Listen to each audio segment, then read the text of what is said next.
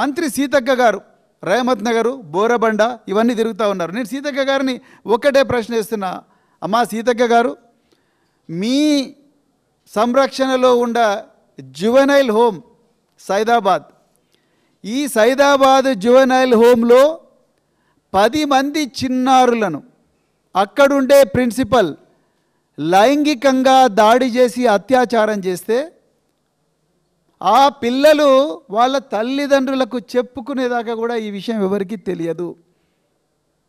ఎవరి సంరక్షణలో ఉండాలి? వాళ్ళు మీ సంరక్షణలో ఉండాలి. మహిళా శిశు సంక్షేమ శాఖ మీ కంట్రోల్లో ఉంది. సైదాబాద్లో ఉండే జువెనైల్ హోమ్లో ఉండే పిల్లలు వాళ్ళ దగ్గరికి ఒక్కరోజన్నా పోయినరా సీతక్క గారు? మీరు ఇలా చేతులు జోడించి బోరబండ, రహమత్ నగరు, ఎర్రగడ్డ, షేక్పేట, యూసుఫ్గూడ, సోమాజిగూడలో బస్తీల దగ్గరకు వచ్చి ఓట్లు అడుగుతున్నారు. ఒక్కసారైనా జువెనైల్ హోమ్ దగ్గరికి పోయినరా మీరు? పోలేదు. ఒక్కసారైనా మరి ఇలా ఈ బాలల హక్కుల సంఘం సీతా దయాకర్ రెడ్డి గారు, మీరు ఒక్కసారైనా జువెనైల్ హోమ్ ప్రిన్సిపల్ గారిని కానీ, లేకపోతే డిస్ట్రిక్ట్ చైల్డ్ వెల్ఫేర్ ఆఫీసర్ని కానీ, director women and child welfare గారిని ఒక్కసారైనా పిలిపించిండ్రా? లేదు. అంటే మీకు పాలన ఇంట్రెస్ట్ లేదు.